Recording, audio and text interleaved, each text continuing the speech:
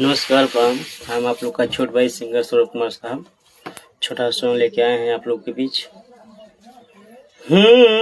हम हुई जे आवतानी जहाँ रउआ गइल बानी, हमरो काल्हे के बाटी कट मनवाय बुनाही मानी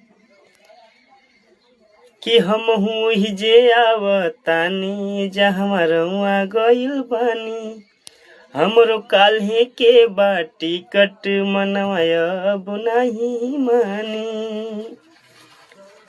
हरे असरा के चटनी चटा गइल राजा जी, अखिया के झुलुहा झूला गइल राजा जी, अखिया के झुलुहा झूला गइल राजा जी।